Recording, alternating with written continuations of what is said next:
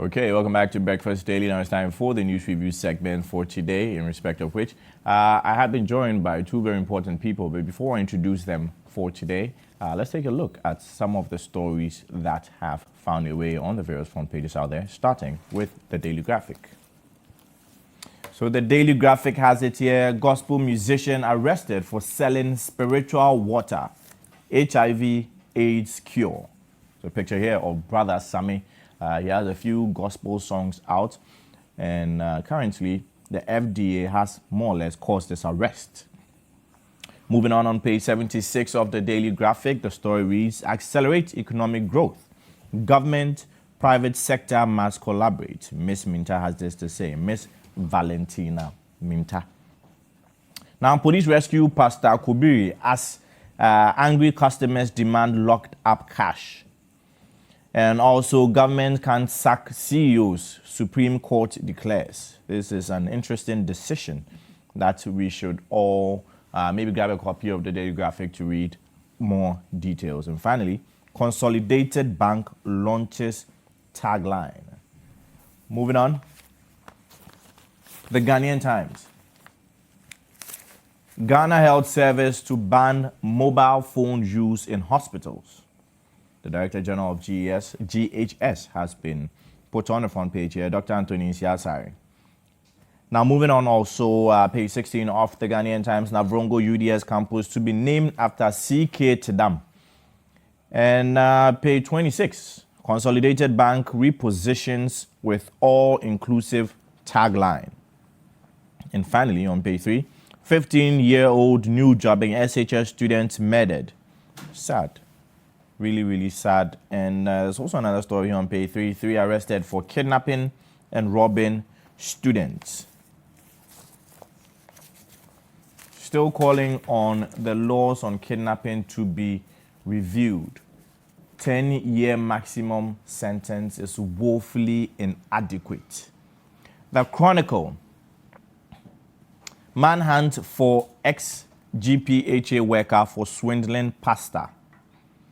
And also, police stop demo over terror threat. But organizers say Circuit Court has no power to issue the order. The New Crusading Guide is the next paper I'll look at. The New Crusading Guide has it here. Ekufado under pressure to oust Western North Regional Minister. Tension brews in Volta as Akolo Ajesu Avli Gates wave red flag over installation of new Mepe Paramount Chief. And also Newmont dragged to Commonwealth Human Rights UN. Sad. Tears of joy at Legon Prisek as Eric Kafui Wonyo Memorial Foundation commissions pavilion for school.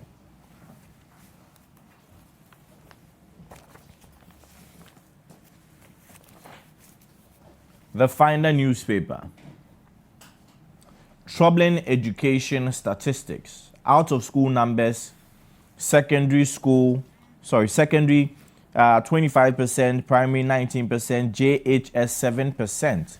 And there's also some statistics here in respect of sex. 29% being girls, 40% boys at risk of dropping out of JHS. We shall be looking at this troubling story very, very shortly. Accelerated growth hinges on vibrant private sector. Miss Minta. And court convicts owners of stray cattle for squatters. So that's what we have on the front page of the Finder, known for its credibility. Now moving on also to Today newspaper. Today newspaper has here: Mahama mocks One Village, One Dam project. So there's a picture here of the former president of the Republic, John Dramani Mahama. And also MCE goes wild over buildings on Swami Magazine land. Swami Magazine has been in the news for quite some time now, and not for very good reasons. You are unfit to be NP. Busa South NPP to DCE. So that's what we have also on the front page here of the Today newspaper. And finally, let's take a look. Okay, not finally. Well, finally by one, let's take a look at the Informer newspaper. The Informer newspaper also has on its front page news tightening around non-usage of Atamil's library. Telcos to spill beans. And after detaining ambulance and preventing mounting of transformer, Amidu, enemy of progress, Boku residents cry out and appeal to Akufo-Addo to stop special prosecutors' destructive tendencies. Interesting. Social media not panacea for victory 2020. NDC chair advises members. Let's get on the grounds, let's get our hands dirty, and let's not solely resort to social media, is the advice from the chairperson of the National Democratic Congress. Now, the Inquisitor says here FC takes major steps to make Mole heritage site. And also exclusive from Lomé, Ghanaians rot in Togo jail. It's a sad picture here. Really, really sad picture we're seeing on the front page of the Inquisitor this morning. We can't stay with Abuaji Jedu, as you also traditional counsel to Akufo-Addo. And finally, Education Minister to launch 4.6 million Ghana Cedi Transition Support Fund. So that's what we have on the front page of the Inquisitor newspaper. Now let's move on to the Herald. The Herald also has on its front page Akufo-Addo rented private jet to watch football in Spain. Interesting. GCB workers drag bank to court over dismissals. And finally, PIAC accuses government of chopping oil money. Their mandate is to make sure that the oil revenue is used according to our laws. Now, let's take a look at our final paper. I think I'll just look at The Independent. The Independent newspaper has on its front page, La Pleasure Beach spends 20,000 cedis on clearing filth monthly. Matthew Opoku Pempe, a colossus in modern Ghanaian politics. And finally, living with albinism. My father wanted to reject me because he thought I was cursed. The full details you can find on page 2 this morning of the on page 9, this morning of The Independent. Now let's move straight to some online stories, reading from citynewsroom.com. Citynewsroom.com has a TNDC demands audit of limited voter registration exercise at WA Central. We shall be taking a look at that story shortly. Also, 1 million Ghana cedis to be disbursed to June 3 victims not yet compensated. So it's not an absolute disbursement. Those who have not yet been compensated, there's hope. There indeed is hope. Odumasi Krobo, woman found dead in drain. Boyfriend, one other arrested. It's sad. It's really, really sad. Law barring foreigners from retail trade needs review. Neelante Vanderpoy has this to say. We'll be looking at this story shortly. And also, retailers from ECOWAS deserve special treatment in Ghana. Joe Jackson. Now, City Business News. Telcos record more than 2,000 fiber cuts in first half of 2019. And also new home-based carrier to start operations this year. Well, we are hopeful. As a country, of course, we are hopeful. Kazaprekon advocates solar use in manufacturing companies. That's good. It will reduce the burden on hydro. Okay, so that's all we have for you by way of some online stories. Now, just come straight to the studios. But remember, for more stories, visit citinewsroom.com, and of course, for business-related stories, citybusinessnews.com. I'll just introduce my guest for today. I've been joined by the editor of the Finder newspaper, Elvis Darko. Good morning. Welcome to Breakfast Daily. Good morning. It's good to have you. Nice meeting you. Okay. Now, I've also been joined by lawyer Kwame Jantuah. He is the former vice chairperson for the Public Interest and Accountability Committee. Good morning. Welcome to Breakfast Daily once again. Morning, Isaac. How are you? I'm doing great. It's always good to have you as well. It's good to be on the show. Now, let's move straight to our first story in respect of Ghana-Nigerian relations. Are things really murky as it stands right now?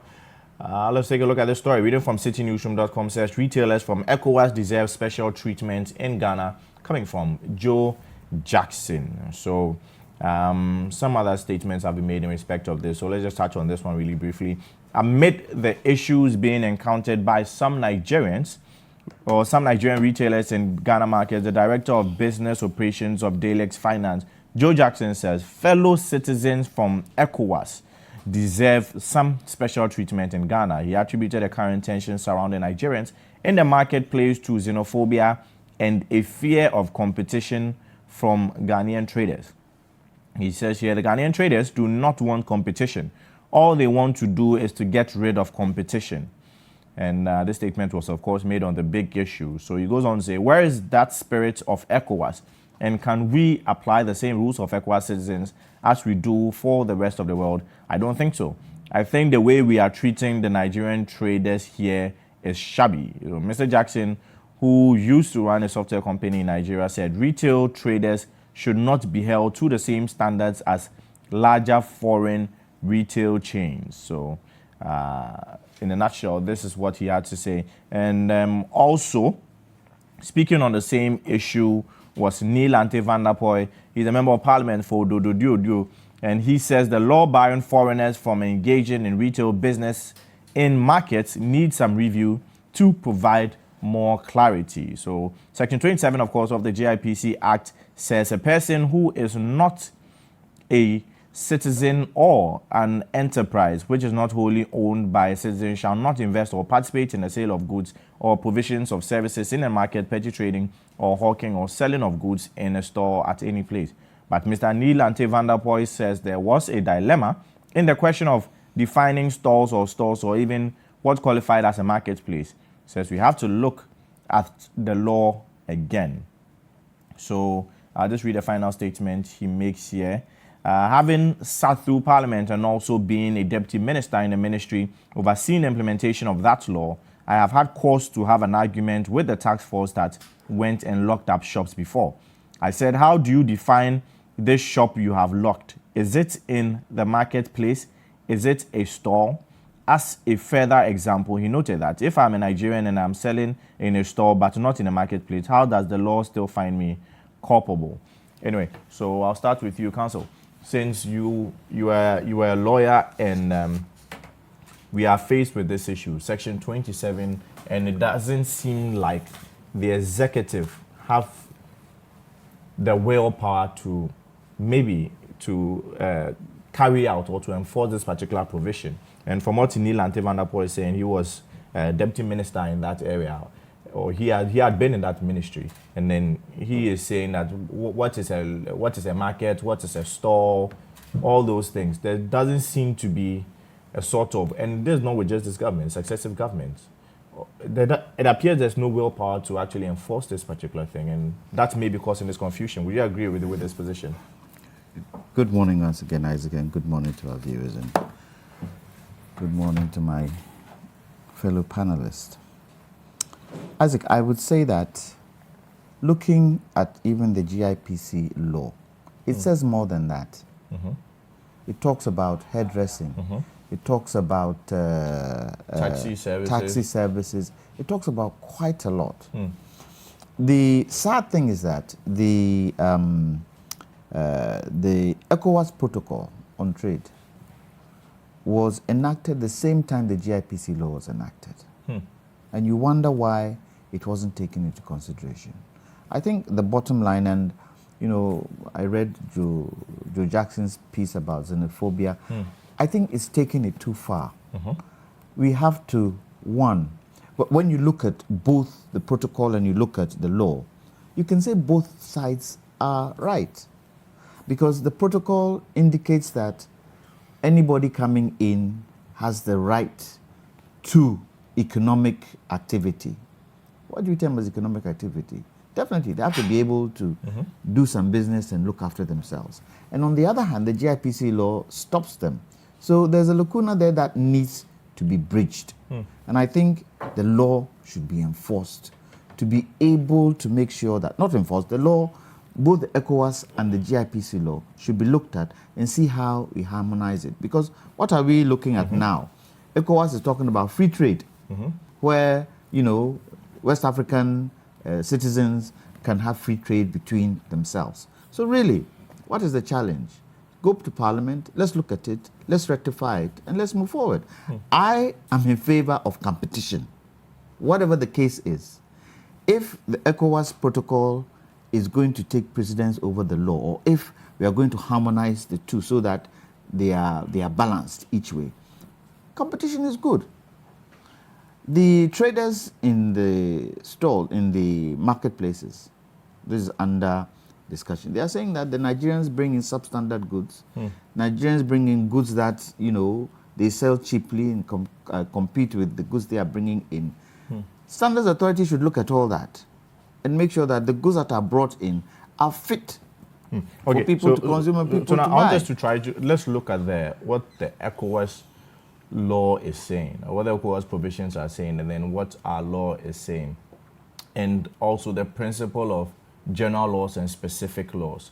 So if ECOWAS is saying that you have the right to trade, or you have the right to free trade, and then our laws are saying that you cannot engage in this list, or the list, we have about 6 or 7 things on the list. So trade is very broad. There are thousands of things that maybe if you think outside the box you can do, but then we can list, but then out of the thousands you can't do the 7. So a specific exclusion has been given. Is it so? Are these two laws not already in harmony? You are still at liberty to practice anything except these ones that have been reserved for citizens. So when the ECOWAS protocol says economic activity, how should that be defined? Maybe it should be seen as a general provision. You have a freedom to do every economic activity. However, the specific law would then be the GIPC Act, which is saying that you can't do X, Y, Z. I think the government and ECOWAS should sit down and harmonize it. Because definitely those coming in would want to do some trade that they know how to do. A lot of these Nigerians coming in, even people from ECOWAS, they are mostly traders. They mostly bring in goods. So they are coming into your space. How do they fend for themselves? How do they live in this country in terms of if that is the only thing they know how to do? So you're barring them. And then what happens? They go into other things that don't help the economy. As we've seen recently in kidnappings and armed robbery and all that kind of stuff. I think for us to have some decency and for us to be able to understand each other, let's harmonize the laws and let's make sure that everybody, competition is rife. It even helps Ghanaians to bring in better goods. It also helps the Nigerians to bring in better goods. And for me, Standard Authority should be the main people who inspect the goods that come in so that they are giving some services. The other side of your people. argument just made a statement that if they come in and they are unable to practice what they know by way of trade, they may be forced to do other things because how do they survive? There's also the other side of your argument, which is that if they come in and they succeed and more come in and they are succeeding, it means you're pushing the Ghanaians who are already or who were already planning that trade out. So what are those Ghanaians also supposed to do? It's competition. Go to, what do you call it, Europe today. They have the EU, don't they? You have tradesmen coming from Poland into the UK, doing trades work, doing construction, are they not competing with the British people who are doing the same business?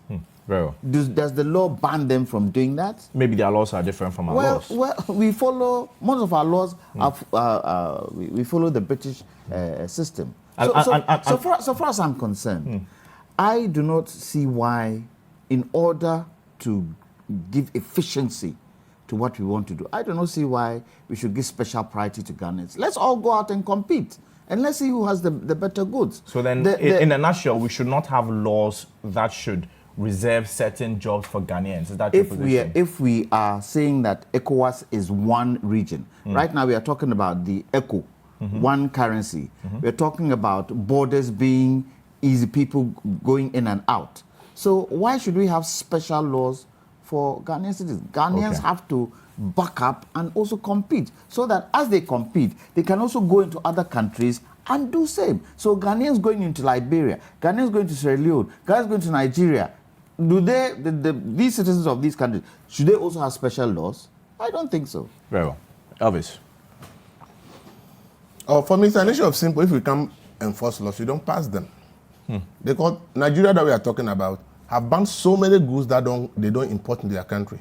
So there are so many things Ghanaians want to export to Nigeria. They can't because their laws ban them. So they also have laws that restrict us, of course, irrespective of the ECOWAS protocols. Of course, they have laws that ban things they think that they can produce in their country. They don't need import. And we can't send those goods there because their law says you can't bring it to their country. It's the same ECOWAS. Okay? So if we make laws we cannot implement, then we should go and scrap the laws and say, as for us, we think we can't implement our laws, so we should leave it. That is the basic thing. And for me, interestingly, we have reserved portions of economic activity that I call mainly menial jobs to our citizens, including hawking. And it's in our law that hawking is legal and it's reserved for Ghanaians. So pathetic when I read it, like, in our own law, we are saying hawking is legal and it's reserved for Ghanaians. So Ghanaians deserve to be in menial jobs like hawking. But then when we are given our natural resources in terms of concessions, oil blocks, mining reservation, we don't put the law and says Ghanaian must own 40%. You must partner a Ghanaian who owns 40% before you can operate. That one we allow 100% ownership of foreigners. Well, where the huge money in the oil industry is there. Where the huge money is, okay, we are not reserving a substantial part for Ghanaians. But where the menial jobs are, that is where our law is rather reserving for Ghanaians. That should tell you the kind of mentality, how we see our people. We think that our people deserve menial jobs. Is the rationale not to protect the vulnerable in society? Including hawking. Including the vulnerable in society that would be engaged in hawking. You are supposed to empower them to become better people, not to keep them in that kind of situation. So for me, I think this law, for me, when I saw hawking, I was so angry that how can you say hawking is legal and you reserve it to your citizens? To me, it's an insult to the Ghanaian. For me, it is.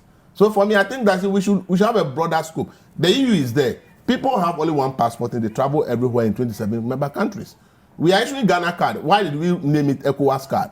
Because the card is supposed to become a passport when it is effective. An ECOWAS passport that you don't need a passport anymore. With the card, you should be able to travel to any member country in ECOWAS. Obviously, even though we started the idea of this unionization before the EU, it's like we have not done enough research, enough work into what really unionization is about. That's why we're having this kind of confusion. Because if you go to Europe, people, they actually even leave these menial jobs for foreigners to come and do. They want their citizens to do the better jobs. That is what they care about. The menial jobs are for those who are coming in from less economic countries to come and do in their country. Unfortunately, we rather think that the less economic value chain should be reserved for citizens, while the high value chain is for foreigners. And I think that this is the way we should be thinking. I thought if we run a country like a business, we'll make progress. But if we run a country like an NGO, we are not going to make progress. This country is being run purely like an NGO. That is why we are suffering. And therefore, for me, this fight and all this, I don't even see it, okay? The whole of Africa, Nigeria is the most populous country in the whole of Africa, okay?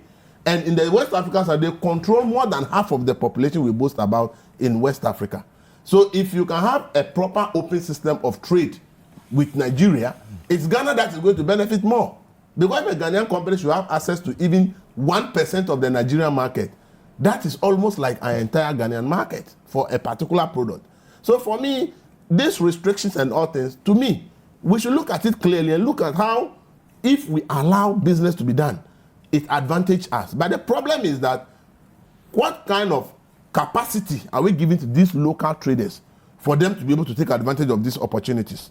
That is the critical thing. If If you leave your people in a situation where they cannot perfect the system and make it work, then how do you expect them to take advantage? If somebody have a system that helps its citizens to perfect the system, okay, and they can do it well, why are you worried? Today, if you ask most real estate or people who are building big houses in Ghana about people who come to do POP selling, they will tell you that they go for them from Benin and Togo, because they come in and you look at the expertise, they are far ahead of our citizens who are doing the same thing. So people in construction prefer to bring people from Benin and Togo to come and do POP sealing for them in their buildings than to go for Ghanaians. What have they done? It's because there is some level of training for those people in those countries that put them at that level. How are you doing for your people? We leave all these people to their fate. We don't have special programs that lift them up and give them the latest technology, the latest designs, how they can do things that will attract and everyone. So this is the best, so I want this. Yet we put up laws, within the law, they are not empowered. So they can't take full advantage of the law. For me, I think that we need to go to parliament. And so it is, some of the ideas behind this law is so ridiculous. I listened to Neil Vanderpoel on Citi. And he said one of the reasons they reserve something like pure water selling is that they had the idea that if a foreigner is into pure water selling, it can poison some Ghanaians if he has a bad idea. And I said, so this is the mentality behind reserving menial jobs for Ghanaians. He says, so we should be open. We need thinkers for this country. Trade is the pure water aspect in the law actually relates to production. Yeah. Production of sachet trade water. It's a huge thing. If you look at what happens within the World Trade Organization, if you look at what happens between Britain and China when it comes to the steel industry, if you look at what America and China is doing now when it comes to trade, I think it's the biggest thing that the whole world is worried about, because you are who you are because of how strong your economy is. The days of where the number of colonies you control makes you powerful is far gone. Now your power depends on your economic power, and trade is the basis for all your economic strength. Are you then saying that we should not reserve those jobs for Ghanaians? Is that your position? I ask myself, what analysis have we done of what benefit will it be to us? Let's do a proper, as I said, Nigeria bans about over 300 products that they can't come to their country because they produce them to satisfy their population. And they don't allow them to their country. They have done work and realized that this is what is good for us. The African Free Trade Area, Nigeria is one of the countries that say, look, we don't think that we are going to get the kind of benefit we deserve. So they are dragging their feet. When we were talking about the European Union asking us to sign economic partnership agreement, Nigeria was one country who said, look, when we study the agreement, we think that it will be disadvantage to us, so we are not going to sign the EPA. That is how a country must sit up and say, when we did the analysis, when we reserve this for our people, these are the benefits, that's why we will not open it up. But for us, I have not seen any analysis that tells us why we are even reserving this to our citizens, how economic beneficial it's to us for us to take. So you see, we should do it if we want to do it. Let's do it well. As I said, Nigeria said we're not saying the economic partner agreement, because when we look at the benefits, we will lose as a country. So we will not sign it. They didn't sign it. So you don't reserve just for reservation's sake. Reserve for a purpose and let that purpose be known. Then I understand why you are reserving it. But if you reserve and you can't take advantage of it, what is the essence of the reservation? Thank you. Now we'll go for a quick break. Then I'll let you come in. When we come back, remember that you can send your messages with a WhatsApp line 0550-585832. You can also use the hashtag Breakfast Daily on all social media platforms. I'll come back. I'll read a few messages, and of course I'll hear from lawyer Kwame Jantuah on what's being discussed so far. Stay tuned. It's Breakfast Daily. Okay, welcome back to Breakfast Daily. I'll read just one or two of your messages, but then keep your messages coming through with the WhatsApp line 0550-585832. And a message coming from Abdul Rahman Bakon. You're writing from Old Barra, but your message is very, very long. So if you can summarize it and resend it, I'll be very, very grateful. Abdul Basit in Zongo says, in Kumasi Zongo says, Ghana is a safe country and is good for business. Mr. Inside in Saum says, this government has failed when it comes to our security and the economy. If this lawlessness and insecurity continues, it will be a recipe for disaster. Our Nigerian brothers and sisters should be law-abiding foreigners on the land of Ghana. And, he has some regards to Oliver Kebo of Afran Plains. Well, quite a few messages have come in, but I want to hear from you, Council. You were making a point earlier. Isn't it strange that when you look at the banking sector, Nigerian banks have been able to establish well in Ghana. Have Ghanaian banks been able to establish well in Nigeria? Is this strange? What does that tell you? Is it that we don't have the capacity? Is it that we don't know how to do it? Is it that we can't go in? There is some failure there that we have to look at. And for me, these are some of the things that we need to take the bull by the horns and try and work it out. Because there has to be Ghanaian banks in Nigeria too. You can't, because the minimum capital in Nigeria is huge. Yeah, but and your bank cannot meet 400 million. Elvis, but Nigerian banks, Elvis, they are into billions of dollars in terms of their minimum capital. Elvis. And these are the advantages I'm talking about. So if Ghana needs capital, you may not need to go to Europe. Nigeria has the capital. Elvis is part and parcel of the challenge. Look, Switzerland, do they grow cocoa? Where do they get their cocoa from? Ghana and Ivory Coast. Are they not one of the top countries in the world where finance and development is concerned? And you're saying that we sitting here, we grow cocoa, do we produce? And we can't say that within the West African sub-region, Nigeria being a powerhouse, Ghana also being some kind of quasi-powerhouse, we cannot infiltrate Nigeria? I don't understand it. It doesn't make sense to me. That is why you need partnership, not the restrictive method. So if you are having effective, but you are doing a proper analysis of how you can benefit from Nigeria, then you can say, okay, the Nigerian banking sector is so strong. Exactly. And therefore, we can leverage on their strength in the banking sector to build our own. That is what we should be thinking. So I don't agree with are you advocating for reciprocity as well? Reciprocity in the terms of business, reciprocity in the terms of trade, reciprocity in the terms of we have the wherewithal to go out there. I'm looking for a Citi FM in Nigeria. Looking for you to go to Nigeria to also go and broadcast. Why? Isn't it possible? Very possible. It's just that I believe Ghanaians are scared of competition.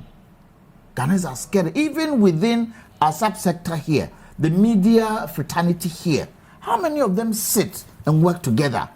Even the fact that the media fraternity want to broadcast in other regions. What is the Ministry of Communication doing? They are stopping you. They are limiting you. How do you open up? Nigeria is 200 million market. If the middle class is only 10%. I said Ghana. That's 20 million. And 20 million is our total population as a country. I'll just move on to another story here. Limited registration exercise challenges expose EC's inefficiency. And this is coming from Elvis Ankra. Elvis Ankra, the Director of Elections for the National Democratic Congress. So I'm reading here from citynewsroom.com. The story reads, Opposition National Democratic Congress Director for Elections Elvis Ankra believes the challenges that have characterized the limited voter registration exercise has exposed the Electoral Commission's inefficiencies. He said the Commission failed to heed to wise counsel from political parties and could now disenfranchise about 1 million prospective voters. Mr. Ankra, who was addressing the media at the party head office in Accra, said these challenges have also exposed the operational inefficiencies with the Electoral Commission, and urgent steps need to be taken to remedy the already deteriorating situation. From our monitoring and observation, the registration centers across the country, we have noticed with much concern that even though the EC originally plans to conduct the registration mainly as an online activity at its district centers, the online system has failed miserably. So there's been quite a few complaints with this particular registration exercise. And I'll start with you, Elvis, on what's going on, the back and forth with the NDC and the EC in respect of the limited registration exercise. This is a national problem we have. We have problems. We don't take real steps to solve it. Once the challenge or the issue seems to die down, we sit down until it pops up again and we start shouting and complaining. A party like NDC shouldn't be complaining, because these biometric things were done when they were in power. And when we had 2012 elections and we went to the Supreme Court, one of the most controversial aspects was people doing manual verification because these biometric machines will not work. You ask yourself, with all the expose at the Supreme Court during the election petition, since 2012, what have we done as a country about the system? We just packed the machines, put them there. 2012 election, we used them. Those that will not work, we allow people to do manual verification. They voted, we packed them, we put them down. because nobody went to court to challenge the 2016 election. We are okay. Now we want to use it. And I was asking myself, we did a referendum where there was no pressure. Where there was no pressure of who is going to win. Why didn't we even use the biometric machine during the referendum to see these challenges and find a way of addressing it before we are even talking about these things? And see, these are the reasons why if you are talking about electronic voting, for the vote to be counted and transmitted electronically, it's not going to work in the near future because we are not experimenting. We are not doing pilots. We are not testing the system to be able to find the challenges and deal with them before we use them for the major elections. So you see, when we sit down in a system and you have a problem that you bought the thing and used it in 2012 and you had a lot of problems with the machines, it went up to court and it turned out that a lot of people have to do manual verification because the machines did not work. You kept it, used it in 2016 because the victory margin was so wide. Nobody went to court, so we thought that everything was okay. But in the 2016 election, a lot of people also voted using manual verification. And now you want to use it again just for limited registration exercise. Look at it. And now the new EC is telling us that these machines are inefficient and that they want to bring on board a new one. I thought they brought it on board already. No, they are now thinking of going to procure a new technology, this current EC. So the question is, what thinking went into buying the ones we are talking about today? How much did we spend as a nation that within just 8 years we are saying that we have to discard it? We bought it in 2012. We are in 2019. We said by 2020 elections we are not going to use what we bought just for a period of 8 years. We are not going to use it. We will throw them away and go and bring new one on board at the cost of the taxpayer. People in office don't think about how public money is used because it's not coming from their pocket. Speaking of which, they just buy things anyhow. Speaking of which, there's a more specific issue in respect of WA Central. The NDC seem to be accusing the EC of, some collusion with the NPP, the governing NPP. So it says here, the National Democratic Congress in WA, I'm still reading from CitiNewsroom.com. It says the National Democratic Congress in WA constituency is calling for a halt on the ongoing limited voters registration exercise in the area. Now, the party also wants the entire process audited. And leadership in the NDC in WA Central made the demands at an emergency press conference that was held yesterday. And the NDC in WA also accused the Electoral Commission of conniving with the governing NPP in the area to create an undesignated registration center at the NPP zonal office and in the area to register unqualified persons. So Mumuni Mohammed Tando, he is the WA Central Communications Officer of the NDC. He addressed the press conference yesterday and he said, at about 10 a.m., our men on the grounds monitoring the registration reported about the creation of an undesignated registration center by the Electoral Commission at the NPP's zonal office at Nakore, a stone throw from the original gazetted and approved center. Now, following the reportage, the NDC constituency chairman in the constituency of his youth organizer and other executives got to the scene to ascertain the veracity of the report, and they allegedly spotted Karim Topi, the presiding member of the Municipal Assembly, and two officials of the Electoral Commission with registration kits fully registering people. So there's a demand for audit in respect of this particular thing. So I'll come to you on this, and then Elvis on this same issue going on at WA, or allegedly going on in the WA Central area. Isaac, sometimes I ask myself, when the opposition MPP were in power and things like this were happening, they stood on top of the mountaintops and screamed and shouted. They are now in power, NDC and opposition, they are doing the same thing, standing on top of the mountaintop and screaming. The value is the same, as far as I'm concerned. However, has this been reported to the Electoral Commission? And if it has, what is the Electoral Commission doing about it? For me, I still maintain that the position of the Electoral Commission chair should not be in the hands of the president. Should not. Because if it's in the hands of the president, the chair definitely, in as much as that institution should be independent because of the demand and the mandate they have, to conduct elections, it's good for them to be, and it has to be an independent person. Because right now, if they go and the Electoral Commission have a look at it and they say, oh, nothing like that has happened, will NDC still not be shouting? NDC should come out. They've said something there. They should show us physical evidence of it happening. They should go with the Electoral Commission and show us the physical evidence of it happening. So far as I'm concerned, they are shouting on top of the trees. It could be true, but let's see whether what he's saying is legitimately true. Look, we're in a country where elections is key in all that we do. Not even only in Ghana, especially in Africa. Look at what is happening in America.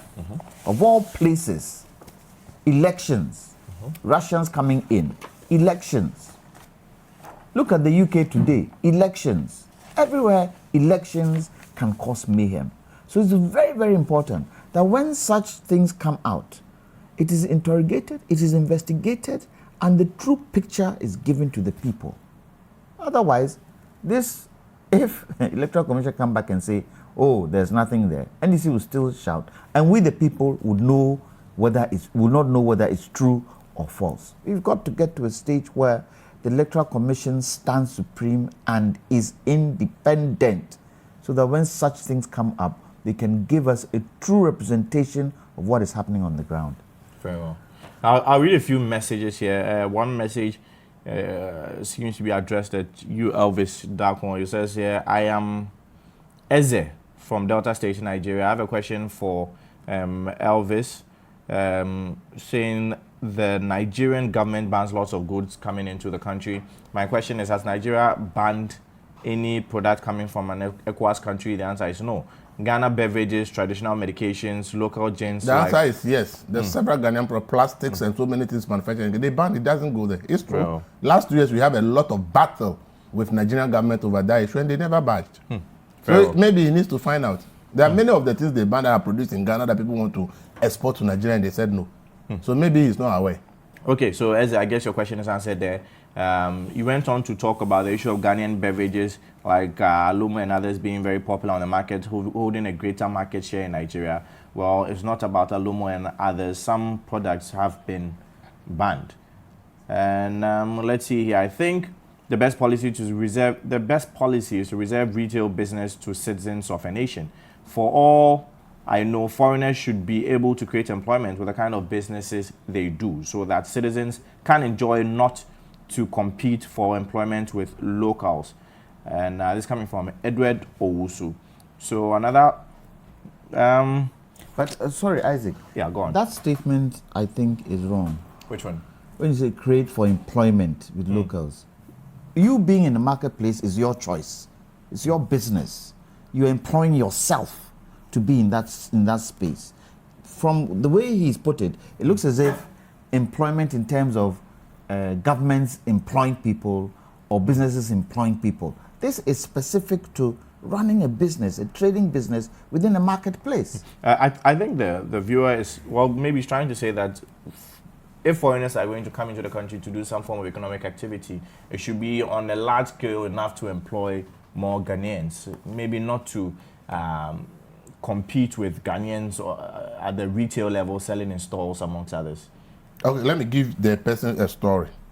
This is a story, and I think it's even on a Nigerian portal that published it. So Nigerians have banned, have placed a ban in contravention of ECOWAS and World Trade Organization rules and regulations on certain items, especially from Ghana.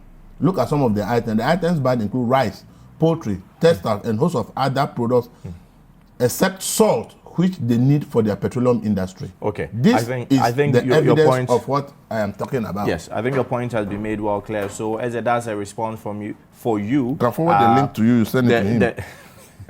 The list is quite exhaustive, as in the things that have been banned from Ghana, at least, or some ECOWAS countries. So but why can the EU do it and we can't do it? I don't understand it. Why can the EU do it and we can't do it? Well, we even started that principle of ECOWAS. Yes. Why? What is it? Yeah, but I'm sure even within the EU rules and regulations, or within the EU laws, there may be a few restrictions. It might not be as totally open as we see the EU. The only challenge that is glaring in the EU law is subsidies. where governments subsidize the agricultural farmers in terms of production. That is one of the major things. But where trade is concerned, they're trading between themselves.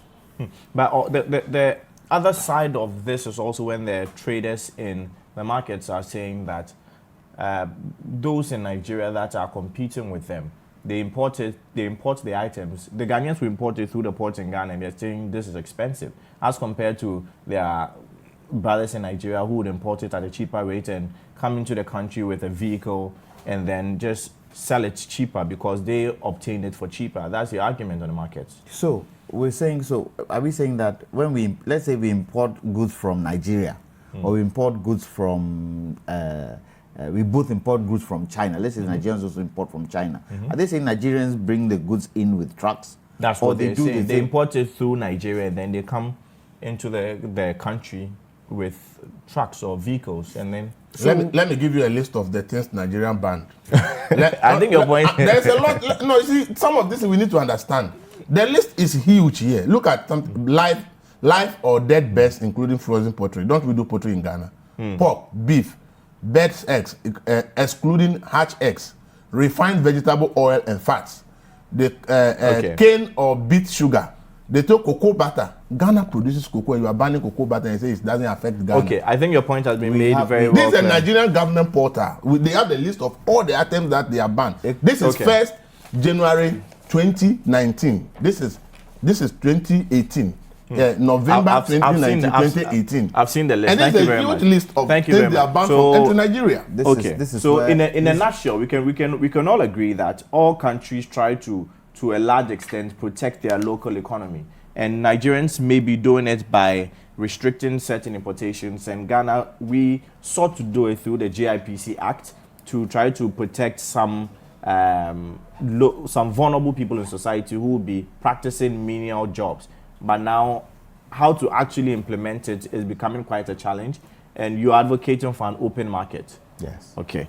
ECOWAS should sit down with all the government heads and sort this thing out once and for all. Okay. So what about the other side, where some products from Ghana are not being allowed into the Nigerian market, irrespective of the ECOWAS? So we should look at all everything. This. Very well. Everything. There's a bigger picture than we're looking at now. So as it stands now, should we not all enforce our respective laws? Well, until it's amended. Yeah, and I think that is the problem. See, because Ghanaian businesses feel that they want to go to Nigeria and their goods are banned, they also orchestrate that if our IPC law says you can't be in retail trade and you're also here, then we must also enforce it. Because you are banning me from coming to your country when I think that the potential exists. But your citizens are here when my law also bans them from being in retail trade. So if we can iron out all this, as I said, for me, I think Nigeria gives us a platform when we want to really move. I so I don't see the need for any ban, but I think that we should look at where we can partner and make things better for ourselves. Well, I want to move on to another story which I want you to break down for us further. Is a story from page 2 of the final newspaper, a story that you wrote yourself. And it says here that a survey conducted by the Ghana Statistical Service has revealed that as high as 25% of youth who should be in senior high school are not in school. At the primary school level, the number of school-going children who are out of school is also as high as 19%. Elvis, tell us more about this particular development. Well, you see, this story is not a new thing, but I think that we need to make an effort to make sure that our human resource does not go waste. We all the young people we see on the street hawking, a lot of them are secondary school leavers or junior high school leavers. It's not that they are not capable or competent of doing anything. It's just a matter of opportunities not being there. And you see, you can have all the resources in the world. If your human resource is not competent enough to put those resources to use, you cannot exploit your resources and you remain poor. But do you feel free SHS, for instance, is a solution to the dropout rate? A big solution. But if you look at the first year of enrollment, a huge number of people still could not go to secondary school. Even under free SHS. They wrote the BEC, the GSS, they are qualified to go to secondary school. They placed them. Some didn't even turn up in school. So there was a huge fall, even though we still have free SHS. So you see, free SHS is closing the gap. But if you look at the first year, if you look at the figures Ghana Education Service, Ministry of Education put out, there were a large number of people who still did not go to school.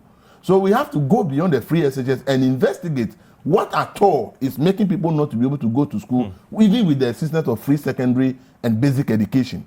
Because you see, the people we see out there, some of them may become the best leaders tomorrow. They may become the inventors or whatever. But maybe there's something small that is preventing that person from making the next step. And as a country, we owe it a duty to every citizen to make sure that we help people to achieve their dreams. We all have talents as people, but we go to the educational system to refine. First of all, identify what my talent is and refine it and put it to good use for the benefit of society.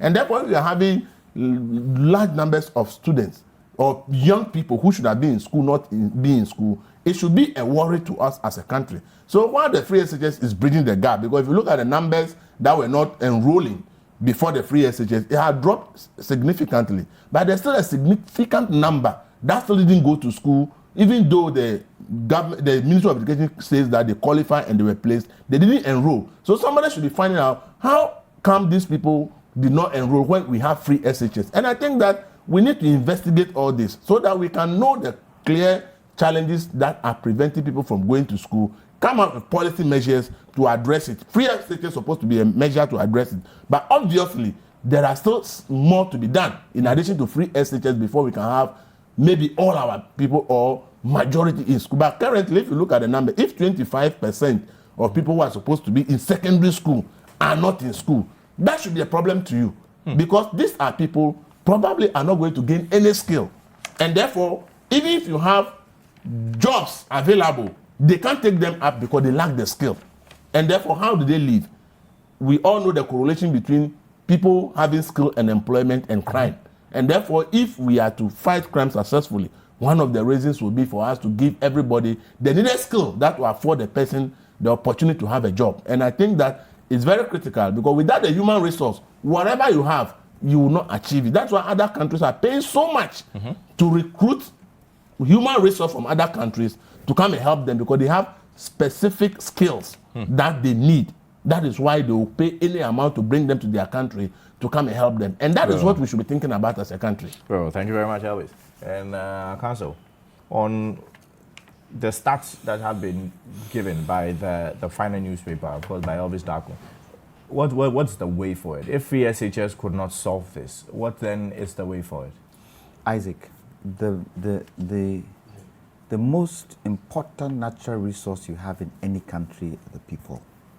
It's the most important. Nothing else is important than the people.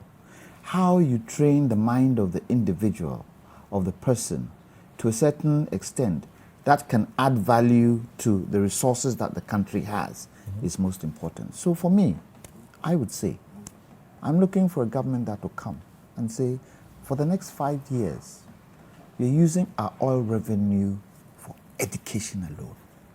And it's not only free SHS that is important. But as the law stands right now, is it even possible to use the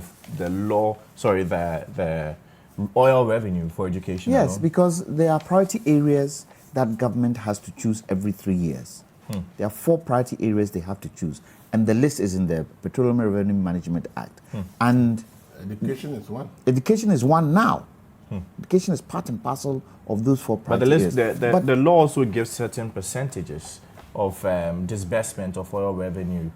I'm saying we should come out and say we are using our oil revenue for the next 5 years for education, not only free SHS, because you can have maximum enrollment. When it comes to the exams, how many of them pass? How many of them pass? So when I say they should use the oil revenue, they should go through the whole value chain of education, enrollment, class, curriculum, teachers, accommodation, food, all that. We should do it once and for all. The system that we have, GHS, 3 years, SHS, 2 years old, we should look at all that. Because the end result is these young people who are in school, at the end of the day, will they pass the exam for them to become the kind of citizens who can add value to the country? If they can't, then we've lost it. Free HSS would have lost it. It would have been a waste of time for us. And so, Botswana, they've done it with their diamonds. The revenue they get from diamonds goes straight into education. And they are one of the highest literacy countries in the whole of Africa. One of the highest. Their human resources in the whole of Africa. Top. So, and that goes to say that if that is what we're going to do, then we've got to make sure that the other sectors of the economy are also performing. And that we are not looking at the oil revenue alone to now cover the whole other areas of the economy. If we don't do that, education is just going to be up and down the way it is up and down. Because look, we said free education. Everybody thought that, okay, free education has come, enrollment to go up, fine. But still, there's certain quantum of children and young people who can't get into school. Thank you very much. And we are using the money. Some people in public office who don't think that the money is their pocket, so don't use it well, will be wasting the money. We said we are giving $129 million of free money to the contractor who is supposed to build affordable housing. He's taking $129 million away. Can you imagine how much $129 million can do if you pump that into the educational system? Anyway, so you bought equipment for EC, 8 years, you want to throw it away and buy another one. These are taxpayers, these are the money we need very much. Elvis to be Darko, able to solve this problem. Elvis Darko is the editor of the Finder newspaper, and of course, lawyer Kwame Jantuah is the former vice chair for the Public Interest and Accountability Committee. Thank you so much, gentlemen, for coming in and, of course, sharing your valuable contributions. Now, interesting things that we have up next still on Breakfast Daily, so do not to go anywhere, and thank you so much for sending in your messages. We'll be right back.